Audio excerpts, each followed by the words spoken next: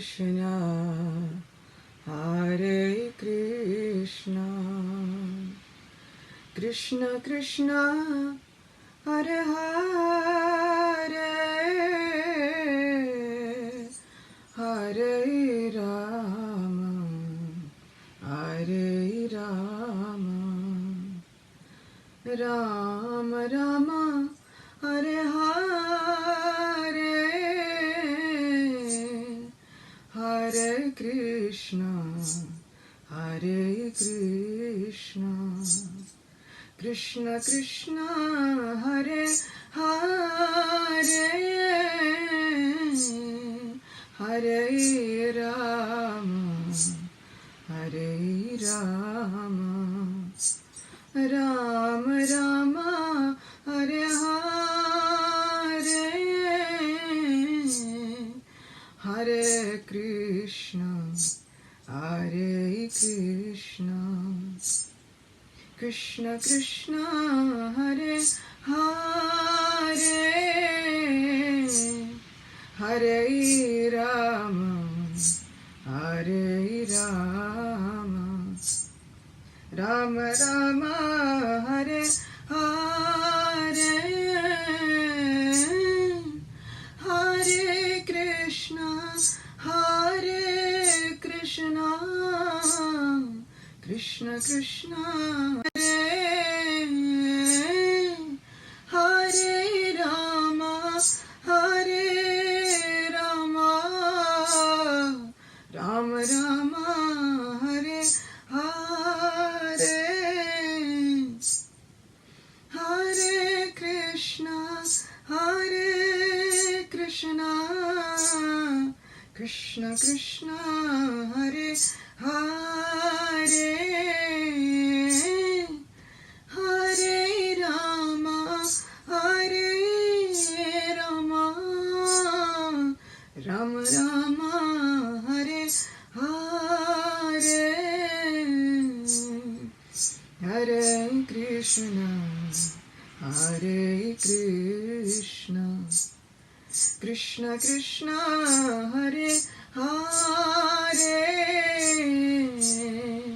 Hare Rama, Hare Rama, Rama Rama, Hare Hare, Hare Krishna, Hare Krishna, Krishna Krishna, Hare Hare,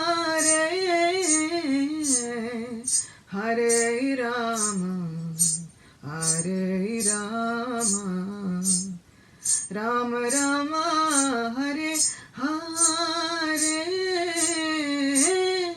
Hare Krishna, Hare Krishna, Krishna Krishna, Hare Hare, Hare Rama, Hare Rama, Rama Rama, Hare Hare, Hare Krishna, Hare Krishna, Krishna Krishna, Hare Hare, Hare Rama, Hare Rama, Rama Rama, Hare Hare, Hare Krishna, Hare Krishna, Krishna Krishna, Hare Hare, Hare Rama, Hare Rama, Rama Rama, Hare Hare, Hare Krishna, Krishna Krishna, Hare Hare, Hare Rama, Rama Rama, Hare Hare, Hare Krishna, Hare Krishna, Krishna Krishna, Hare Hare, Hare Rama, Hare Rama, Rama Rama, Hare Hare, Hare Krishna, Hare Krishna, Krishna Krishna, Hare Hare, Hare Rama, Hare Rama, Rama Rama, Hare Hare, Hare Krishna, Hare Krishna, Krishna Krishna, Hare Hare, Hare Ram, Hare Ram, Rama Rama, Hare Hare, Radha Govinda Jai Jai, Radhe Radhe, Radha Govinda Jai Jai, Radhe Radhe, Bhajaman, Radha Govinda Jai Jai, Radhe Radhe, Radha Govinda Jaya, Radhe Radhe, Radhe Radhe, Radhe Govinda, Radhe Govinda Jaya, Radhe Radhe, Radhe Radhe, Radhe Govinda, Radhe Govinda Jaya, Radhe Radhe, Radhe Govinda Jaya, Radhe Radhe, Radhe Govinda Jaya, Radhe Radhe, Bhajaman, Radhe Govinda Jaya Jaya, Radhe Radhe, Radhe Govinda Jaya Jaya, Radhe Radhe, Bhajaman, Radhe Govinda Jaya, Radhe Radhe, Radhe Govinda Jaya, Radhe Radhe, Bhajaman, Radhe Govinda Jaya, Radhe Radhe, Radhe Govinda Jaya, Radhe Radhe. Shri Radha Govinda Dev Ki Jai. Kali Yuga Dharma Shri Harinam Sankirtan Ki Jai. Welcome back. Good to see everyone. Good to be in our assembly, our sacred Sangha, our space where we can connect, pray together, and just take some time away from the stresses of the day and dive into the wonderful tales and adventures of our supremost, dearest friend, Sri Govinda Dev. So as we said before, December is going to be Mahabharat month because Gita Jayanti is coming on the 25th. So we'll be exploring the pages of the Mahabharat. We'll be seeing what kind of adventures our Lord and his friends go on and what happens to them, what we can learn from them, what all of those adventures can mean for our lives, and how we can apply all of those teachings moving forward. But first, we have to bring our minds and our hearts to the right atmosphere, to the right sacred space, to the supreme abode of Sri Vrindavan Dham. And we do that by singing the celebrated short and sweet bhajan, Jai Radha Madhava, lovingly compiled in 4 sweet lines by Srila Bhaktivinoda Thakur, a wonderful spiritual guide and mentor, one of our spiritual ancestors. So of course, please sing along, give a little sway. Jai Radha Madhava Kunja Bihari Gopi Janna Vallabha Girivaradhari. Jai Radha Madhava Kunja Bihari Gopi Janna Vallabha Girivaradhari. Jashodanandana Brajajana Ranjana Jamuna Tiravana Chari. Jashodanandana Brajajana Ranjana Jamuna Tiravana Chari. Jai Radha Madhava Kunja Bihari Gopi Jannavalabha Girivaradhari Jai Radha Madhava Jai Radha Madhava Radhe Govinda Jaya Radhe Govinda Shri Radha Madhava ki jai, Shri Radha Govinda Dev ki jai, Shri Vrindavan Dham ki jai, Srila Prabhupada ki jai, Anantakoti Vaishnava Vrinda ki jai. All glories to all the groups of our friends that have come just to eagerly hear the glories and the life-giving pastimes of our dear Shri Krishna. So our Mahabharat, what a tale. What an epic, what a wonderful set of lessons. We'll be talking about who it's meant for, what we can gain from it, and how we can read these Vedic literatures, how we can read scriptural literatures, how we can digest and process them, how we can unpack all of the things that are hidden like jewels nestled in the depths of the ocean. So we'll be talking about all of that because I wind up getting a lot of questions about some of those things. So we'll be talking about that. I'll be giving a rundown of which Mahabharata that we'll be speaking from and reading with. But also, we'll be reading a few pages of Bhagavad Gita. Because since it's Gita Jayanti coming, I feel like it's really important to kind of immerse ourselves a little bit in the Gita, like get our anticipation going. So of course, before we start, let us pay our respects with this magical incantation to Lord Vasudeva, the ruler of the heart, the protector of the mind and consciousness. Let us invoke him and his auspicious presence within the lotus of the heart. Let us seat him on the throne within our minds, and let us install him as the very deity to watch over all of these recitations and give his auspicious glance of mercy to one and all. Om Namo Bhagavate Vasudevaya. Om Namo Bhagavate Vasudevaya. Om Namo Bhagavate Vasudevaya. And now we are ready to begin. So we have this wonderful epic.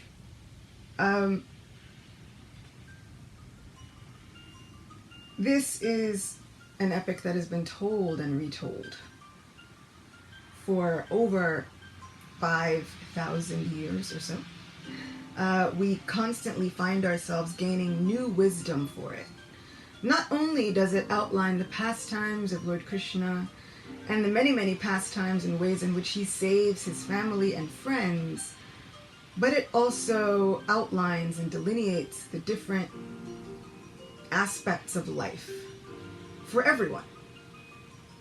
So, within the introduction of the Bhagavad Gita, Srila Prabhupada writes, Bhagavad Gita is also known as Gitopanishad. It is the essence of Vedic knowledge and one of the most important Upanishads in Vedic literature. Of course, there are many commentaries in English on the Bhagavad Gita, and one may question the necessity for another one.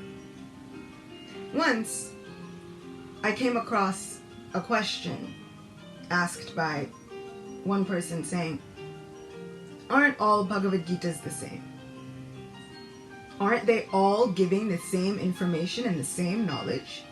I mean, a translation is a translation, isn't it? So here, in the very first page, in the very first paragraph of the introduction, which my mom has always stressed that it is very important to read introductions. In the very first page, very first paragraph of the introduction, Srila Prabhupada is stating why. Why a necessity for another translation, another commentary? This present edition can be explained in the following way. Recently, an American lady asked me to recommend an English translation of Bhagavad Gita. Of course, in America, there are so many editions of Bhagavad Gita available in English. But as far as I have seen, not only in America but also in India, none of them can be strictly said to be authoritative, because in almost every one of them, the commentator has expressed his own opinions without touching the spirit of Bhagavad Gita as it is.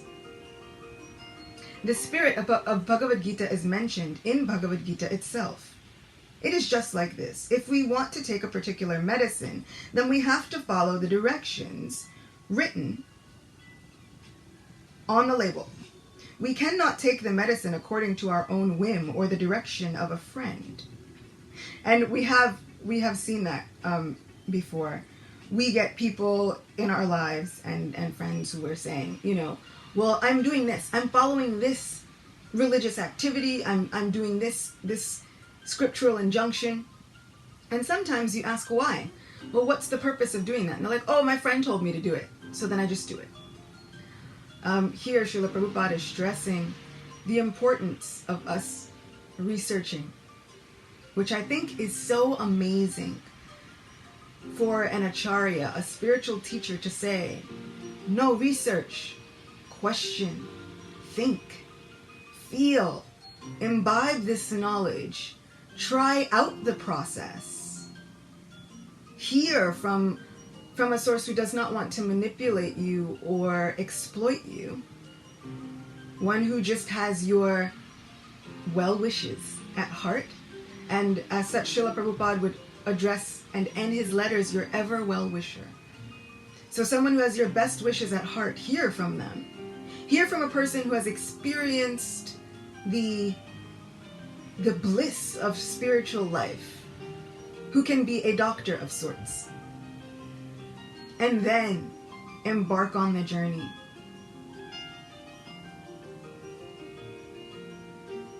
So, similarly, Bhagavad Gita should be taken or accepted as it is directed by the speaker himself. The speaker of Bhagavad Gita is Lord Sri Krishna. He is mentioned on every page of Bhagavad Gita as the Supreme Personality of Godhead, Bhagavan.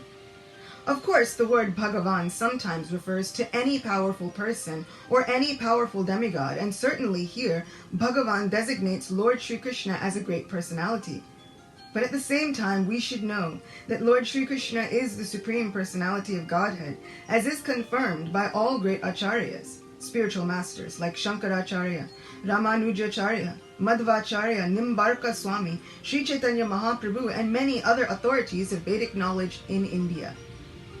The Lord himself also establishes himself as the Supreme Personality of Godhead in the Bhagavad Gita, and he is accepted as such in the Brahma Samhita and all the Puranas, especially the Srimad Bhagavatam, known as the Bhagavat Purana, Krishnastu Bhagavan Swayam. Therefore, we should take Bhagavad Gita as it is directed by the Personality of Godhead himself. In the 4th chapter of the Gita, the Lord says, Imam vivashvate yogam proktavan aham avyayam vivashvan manave praha manur ikshvakave bravit. Here the Lord informs Arjuna that this system of yoga, the Bhagavad Gita, was first spoken to the sun god, and the sun god explained it to Manu, and Manu explained it to Ikshvaku, and in this way, by disciplic succession, one speaker after another, this yoga system has been coming down. But in the course of time, it has been lost.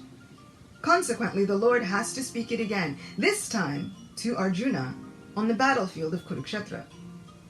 He tells Arjuna that he is relating this supreme secret to him because he is his devotee and his friend. The purport of this is that Bhagavad Gita is a treatise which is especially meant for the devotee of the Lord. There are 3 classes of transcendentalists, namely the Jnani, the Yogi, and the Bhakta, or the impersonalist, the meditator, and the devotee. Here the Lord clearly tells Arjuna that he is making him the first receiver of a new parampara, disciplic succession or tradition, because the old succession was broken. It was the Lord's wish, therefore, to establish another parampara in the same line of thought that was coming down from the sun god to others. And it was his wish that his teaching be distributed anew by Arjuna. He wanted Arjuna to become the authority in understanding the Bhagavad Gita. How incredibly wonderful is this? As we'll see, Arjuna is not a sage in the forest. Arjuna is not a renunciate. Arjuna is not a bachelor who has been celibate for his whole life. Arjuna is a warrior with bow in hand. He is a Kshatriya. He is an administrator. He is a family man. He is heroic. His biggest qualification, his crowning jewel, the crest jewel of all qualifications for Arjuna to become basically the new preceptor of knowledge, right? The teacher of this knowledge that had been given before, but was broken and lost. Now he gets to become the new Acharya in a sense. The new distributor of spiritual knowledge and the secrets of all the universe. His biggest qualification was that he was Krishna's friend. That is all. So who is this meant for? It's meant for all of us. This Bhagavad Gita, this Mahabharat is meant for all of us. We are all Krishna's friends. There is encouragement and inspiration hidden on every single page that tells us, if you are Krishna's friend, he will make a way for you. If you are Krishna's friend, he will design a path for you. This becomes the essence for me of Bhagavad Gita. In all my years of reading it and rereading it, this becomes the essence for me. And this becomes the essence for me of Mahabharat. If you are Krishna's friend, he will make a way for you. He will design a pathway for you. All of the things that society says, all of the things that everyone in the world might say, if you have Krishna on your side, that is the crown jewel. That is the best, biggest, crest jewel of all qualifications. In the qualities of a devotee, Rupa Goswami states that there's a Swarup Lakshana, I think it's called, which is the crest jewel of all qualities. Right? This crest jewel of all qualities is a devotee's willingness to depend on Krishna. Of all the qualities of tolerance, mercy, like all of these things, being able to see objectively, compassion, of all the qualities, the crown jewel and crest of all of them is simply a devotee's willingness to depend on Krishna as their dearmost friend. Somehow from there, everything else comes. Like you get one lotus and the fragrance can spread for miles. So here, this is our celestial lotus. And we can check in with ourselves every day. Am I depending on Krishna today? Or am I still working on autopilot? Am I still going back to my old programming where I think I can do it all myself? So we should check in. Are we able to somehow be like Arjuna and depend on Krishna? Even sometimes not knowing where the road leads. Even sometimes not knowing the end is in sight. Not being able to see our hands in front of our face, so what to speak of seeing the next step? We can check in. Because if we can't see the next step because the way is dark, it puts us in a perfect position to say, oh Govinda, I depend on you. You are the light of the sun and the moon. Everything that is brilliant and splendorous in this world gets its effulgence, its spark, and its illumination from you. If I am your friend, you will illuminate my path. You will show me the way. You will make a way where there was none. This is the essence. This, for me, is the juice of Bhagavad Gita. Arjuna was struck with an insurmountable decision. Caught between a rock and a hard place. What do I do? This battle is ghastly. And we'll get to that. But the moral here is that even if he was not a perfect yogi chanting mantras for all the time, he was Krishna's friend. And as Krishna's friend, he was thinking of his friend always. And that, Srila Prabhupada often says, is the meaning of samadhi for a bhakti yogi. The meaning of this samadhi, the meaning of this trance is that we think of our friend. We think of the beloved of our hearts constantly. This was Arjuna. This is what makes him the perfect person to distribute this knowledge anew. And what I also like is that this imperishable knowledge, as it is referred to within the Bhagavad Gita itself, is not given to Arjuna at a time when he's fine. It's not given at a time, well actually it was. Shri Krishna speaks Bhagavad Gita more than once to Arjuna. So it is said that Shri Krishna speaks Bhagavad Gita to Arjuna before the battle. He speaks it to him on the battlefield. He speaks it to him again after the battle has ended. Why? Our acharyas and teachers say that Arjuna each time says, I forgot. So now we think, oh, but these are pure souls, totally and completely fixed in spiritual knowledge. So why would Arjuna say, I forgot? And then everyone says, oh, for our benefit. Okay, but then what is that benefit, right? What's that benefit? That benefit is Krishna knows. So he forgets. Arjuna forgets in moments of despair. Krishna knows in those moments of despair and depression and heartache, sometimes we forget everything. We forget all the good sense that we may have acquired. We might forget. And so the lesson that we have here is, does Krishna, our God, Bhagavan, does he say, I already spoke it to you, don't come back to me again. I've already given you this knowledge, you didn't remember? Fine, go. No. Every time he speaks it again. Because his heart is the abode of compassion. His heart is the abode of love and the origin of the most pure, divine, unlimited, all-encompassing love. So Krishna doesn't say, I've already spoken this to you. How could you forget? How could you? He patiently reminds us of who we are. You are a soul. You are Krishna's friend. You are under Krishna's umbrella. You have known his mercy and his blessings and his miracles. Krishna himself will say again and again, I have carried you.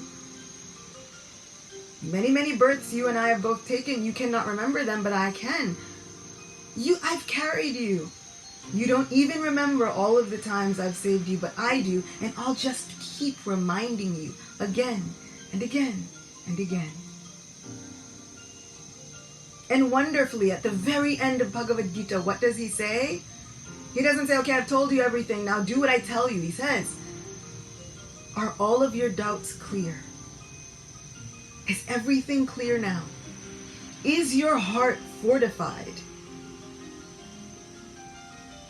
What comfort, what love, what compassion. amazing is our Krishna? So patient, so loving, sweetly tending to our hearts. Okay, now are all your doubts and fears calmed? Because if not, you say the word and I'll explain everything again. This is a friend. This is a friend who does not get frustrated with us no matter how many times we do not remember his message or even him. He doesn't get frustrated. He says, I'll speak it again. Sometimes he does display his frustration, but it's so sweet when that happens. And it's to spur the devotee on. So we'll get to that later also. But this is the wonder, the mystery, the rasa, the taste of this great Bhagavad Gita, this treatise on divine love and friendship. There's a message on every single page for every single one of us. So we see that Bhagavad Gita is instructed to Arjuna especially because Arjuna was a devotee of the Lord, a direct student of Krishna and his intimate friend. So, like I said, I love that Bhagavad Gita is spoken to Arjuna in a time of crisis, a moment when Arjuna is breaking down. Because Krishna doesn't forsake us then. He doesn't say you're on your own. He says, whoa, tell me, what is wrong? How can I help you? Let me heal your heart. Let me heal you. That's all I want. Imagine we have this divine person and all he wants is to heal, repair, and reinvigorate not only our hearts but our relationship with him. A relationship that has been tattered, torn, worn from neglect, from forgetfulness. It's been kind of scrubbed out by our own ambitions, by our egos, by our unlimited desires. And yet, this divine person who could be dedicating his time to fixing all the workings of the material creation, he now says, I sit in the heart of every living entity, and from there, I communicate with every living entity. I guide their wanderings. So he spends his time trying to rebuild, recraft, reconnect, and reestablish this broken, worn-out relationship that we have wrung out, worn out, ripped and scrubbed up. We've done all this to our relationship with Krishna, and then at the end we say, I don't even remember you. At the end we say, what have you ever done for me? At the end we say, how can I know you will come through for me? You've been silent and gone for so long. Krishna says, I never left. Not ever. I never left. I was seated right here, alongside you, watching every time you had to go through something horrible, terrible, something depressing, something sad. I wanted to save you, but I was following your instructions. We are the ones. In this very Bhagavad Gita, Sri Krishna says, as all approach me, as all surrender unto me, I reciprocate. I reward them. So as we approach him, he reciprocates.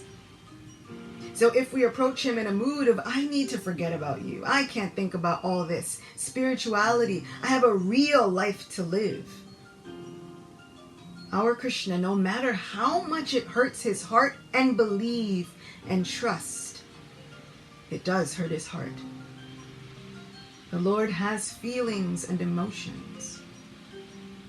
So no matter how much it hurts his heart, he says, so be it. For you, I will give you what you desire. If you desire to forget me, so be it. I will cover myself over so that even though I sit beside you, you won't see me. So, in the many, many times that we might ask ourselves, Krishna, where are you when I'm praying? Where have you been? Let us take a moment and ponder and reflect and think to ourselves, where have those moments been possibly where I have pushed Krishna away? Which are those moments where I may have said to him, I have everything under control. You go your way, I'll go mine. Where are those moments where we have allowed our ego to take over and say, I am master. I am holder of all opulences. I can fix this. I make my destiny. I shape my path. And in doing so, we might have pushed away the very love of our lives. So, then what is it that we want to show our Krishna? Maybe instead of thinking, Krishna, why have you not shown up for me? Now maybe I want to think, what are the qualities that I want to show Krishna? What are the qualities that I want to be seen by my divine beloved friend? My love. What do I want seen by the eyes of love? Perhaps I want my compassion to be seen by the eyes of love. So then I try to be more compassionate. Perhaps I want my overwhelming, all-encompassing love to be seen by my beloved. So then I have to work on repairing that relationship with him. I have to read about him, find out about him voraciously, with a roaring appetite for who he is, what he does, what he likes. So, those are really two key things that we can reflect on. In those moments where we feel like our prayers are falling on deaf ears, where have we maybe turned Krishna away? Where have we maybe silenced him by our own stubborn ego? And then, if we want him to show up for us, in what ways do we want to show up for him? Because he reciprocates. He promises. And if there's one thing that our Lord does not do, he won't break his promise to his devotees. Srimad Bhagavatam, in the very first canto, it explains that Krishna would rather break his promise to society than to break his promise to his family and his friends. He would rather save those dearest to him. So let us become dear. Let us remind ourselves of how dear we really are.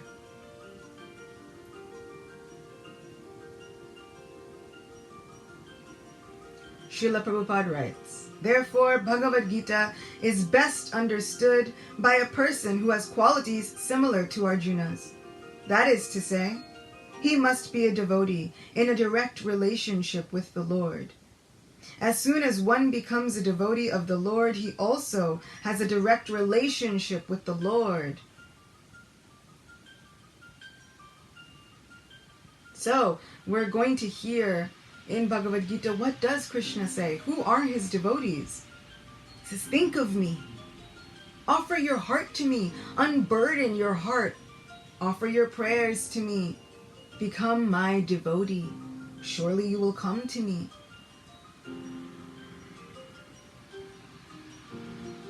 We can do this by thinking of Krishna. Just remembering him. Krishna is willing to accept almost anything, and he will turn it into service. He is so hungry and eager for our love. Have you ever met someone who has the ability to turn everything you say into a problem? Anything you say, it blows up and becomes a big problem. And you think, wow, that person's really sensitive. Krishna is sensitive in the other way.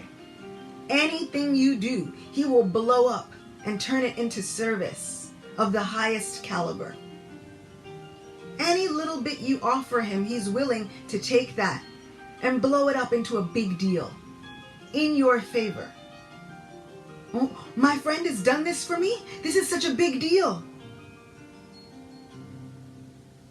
So whatever we do, whatever we eat, whatever we offer and give away, let us do that with the real crest jewel of qualifications. Love in the heart. Let us remember that we can't offer opulence to Bhagavan, who is the holder of all opulences. This is what Bhagavan means. He has all opulence. We cannot offer enough opulence to him to satisfy him. He says time and time again, that's not what I want. That's not the price. What is the price? Love in the heart. So whatever we do, whatever little bit that we think we can offer, let us pack it. Let us pack it with the real wealth, the real gold, the real rasa, the real juice. You ever get nice gulab jamuns and they're packed with nice sweet juice? Or rasagullas, you get those and they're packed with juice. Let us pack our offerings with the real juice of love in the heart, love and affection for our friend. Let's make sure that we're not offering him really dry sweets. Let's make sure that whenever he bites into our offering, whatever it is, even if we are not offering food, whenever he bites into our offering, it's like the best sweet with juice that drips all the way down his wrist and drips from his elbow, filled with all of that rasa of love and affection in our hearts. It's possible. And that is what he is hungry for. That's the price. So as soon as one becomes a devotee of the Lord, he also has a direct relationship with the Lord. So because the Lord is seated within the hearts of every living entity, and he never goes anywhere, he stays right there.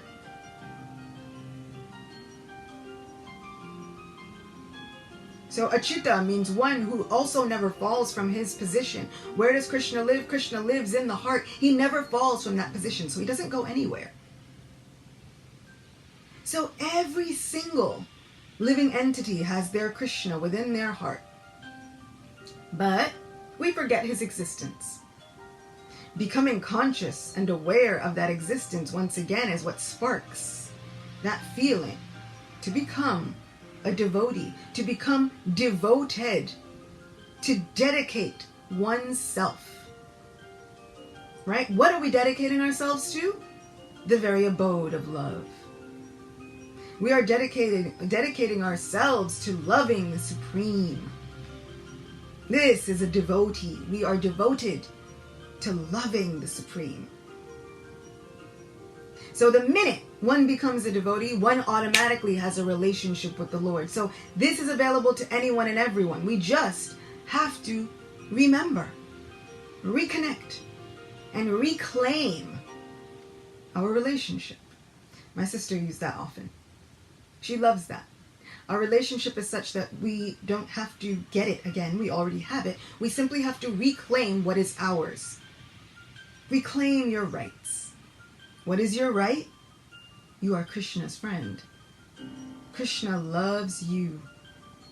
Hopefully, one day, we will love him.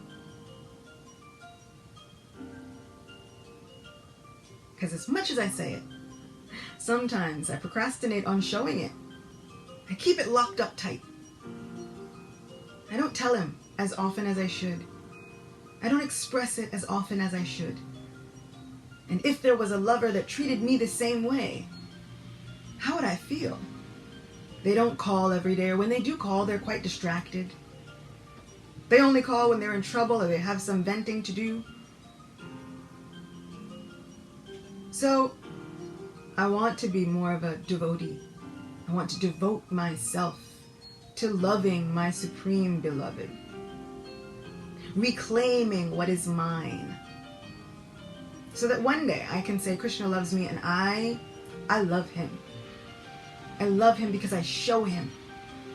I am there. Every moment I am showing him. The rest doesn't matter. My problems don't matter because I get the opportunity to show Krishna that I love him.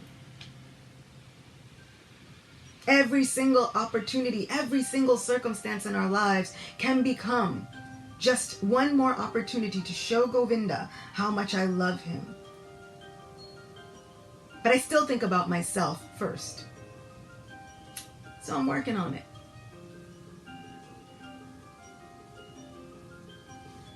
So, as soon as one becomes a devotee of the Lord, he also has a direct relationship with the Lord.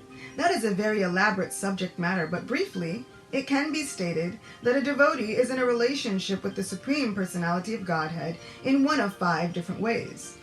One may be a devotee in a passive state. One may be a devotee in an active state.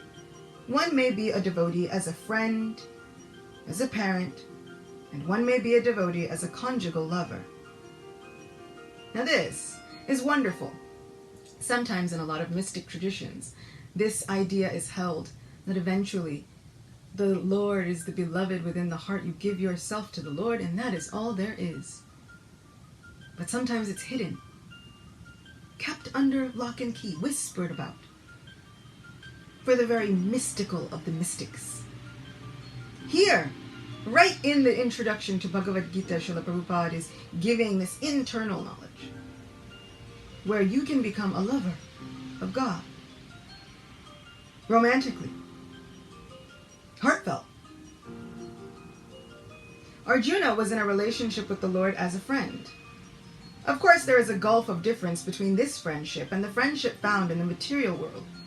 This is a transcendental friendship which cannot be had by everyone. Of course, everyone has a particular relationship with the Lord, and that relationship is evoked by the perfection of devotional service. But in the present status of our life, we have not only forgotten the Supreme Lord, but we have forgotten our eternal relationship with the Lord. How sad for us. Every living being out of many, many billions and trillions of living beings has a particular relationship with the Lord eternally. That means no one can ever take it away from you. No one can ever say, you can't be Krishna's devotee anymore. No one can ever say, you are not Krishna's devotee. You cannot be Krishna's friend. Krishna will leave you. Every living being out of many, many billions and trillions of living beings has a particular relationship with the Lord eternally. No one can ever take that away from you. Ever. And no matter how many mistakes you make, Krishna will never leave you. Ever. That is simply not what he does. So yes, he's within the hearts of murderers. Yes, he's within the hearts of horribly acting people. I say horribly acting because everyone at heart is a soul in a body with minds, egos, senses that pull them this way and that way, and sometimes get them entangled in doing all kinds of things. But miraculously, Krishna never leaves. We simply forget. Our knowledge of him gets clouded over, like clouds obscuring the sun. If the clouds are obscuring the sun, do we say, the sun is not here today? It didn't rise. No. We know that it's just behind those clouds. Let us remove those clouds of lust, anger, greed, envy, illusion, doubt, fear, self-pity. Let us remove those clouds so that we can see the beautiful sunshine that is the face of Govinda.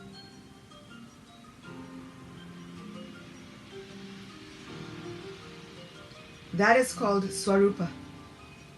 By the process of devotional service, one can revive that Swarup, and that stage is called Swarupa Siddhi, perfection of one's constitutional position. So Arjuna was a devotee, and he was in touch with the Supreme Lord in friendship. I love that this is the beginning of our Bhagavad Gita. A talk between two friends. A conversation where one friend feels like it is the end of his life, and the other friend, who happens to be the Supreme Lord, God, the Divine, Bhagavan, the abode of the entire universe, the universe, speaks to him and says, "Oh, my friend, what are you worrying about? I am here with you. Everything is being done by my arrangement. Will you be on my side? Will you do this for me?" So sometimes we have to check in. Check in with our hearts, check in with that internal compass, check in with Govinda within the heart. Oh, Govinda, drive my chariot. Show me where to step. Show me where to move. Show me how to do anything. Show me, because I am confused and lost. I've lost not only you, I feel like I'm losing myself. You show me. Tell me what to do. Tell me where to step. Tell me what to say. Act through me. Use me as your own. If I have to be under the control of some whim, let it be yours. Let me be your puppet. So this is our beginning. This is the beginning of our Mahabharat. It's the beginning of our Bhagavad Gita. This is a story of friends. This is a story of love. It's a story of miracles. And what Krishna shows time and time and time again is that he will do the most for those that he loves and those who love him. Because make no mistake about it, he loves everyone. Murderer and saint alike. But it is simply due to how we approach him.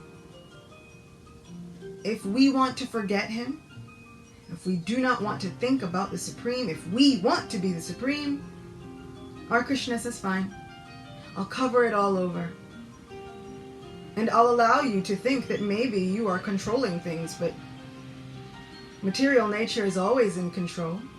The goddess Durga always stands as mistress in control of this material universe.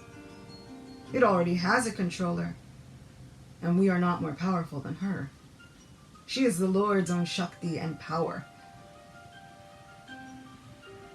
So this is a story where Krishna says, the minute you remember me, I will change everything for you. I'll do it not once, not twice. I'll do it every single time you need it. I'll do it every day if you need it. So let us look for his miracles in our daily lives. Let us look for the ways in which maybe we've turned him away with our requests. And let us look for what we want to show up when Krishna looks at us. Because make no mistake, he's looking.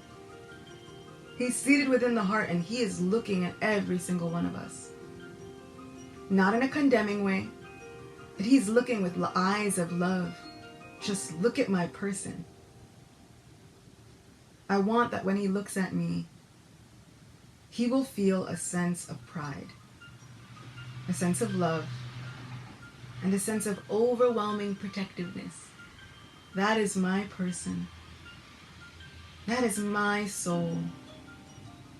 My little soul wandered so far away from me, but now look, she's turning back again.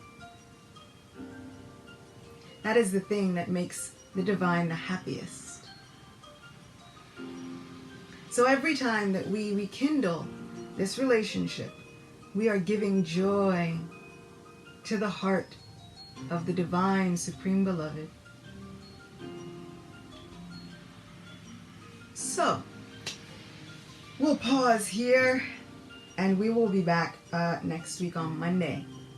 We're doing these Monday, Wednesdays, and Fridays. For some of you right now, it's early Saturday. But we'll be back same time, same place, on Monday, and we'll uncover some more jewels about this great Mahabharat. Who is it meant for? It's meant for all of us. How can we read it? What are we going to get from it? What are all of these things what are all of these lessons? How can we lock them up safe in our hearts so that we can pull them out when the times get rough? Because they will. And when the times get rough, we should not think that Krishna has abandoned us. That's just the nature of this place. Things get rough, even for Krishna. But let's just see how he makes miracles and lights our pathway up with the brilliance of his love and his illuminating effulgence. Until then, I'm wishing you all miracles and blessings and lots of Govinda's love. Thank you so much for being here. Thank you for coming back time and time again. Can't wait to see you all next time. Shri Shri Radha Govinda Dev Ki Jai. Shri Bhagavad Gita Ki Jai. Mahabharat Katha Ki Jai. Ananta Koti Vaishnava Vrinda Ki Jai. Which is really fancy for all of you. Thanks for coming. Srila Prabhupada Ki Jai. All glories to our teachers, our gurus, our spiritual guides on this path. Thank you, thank you, thank you. Until next time. Hare Krishna.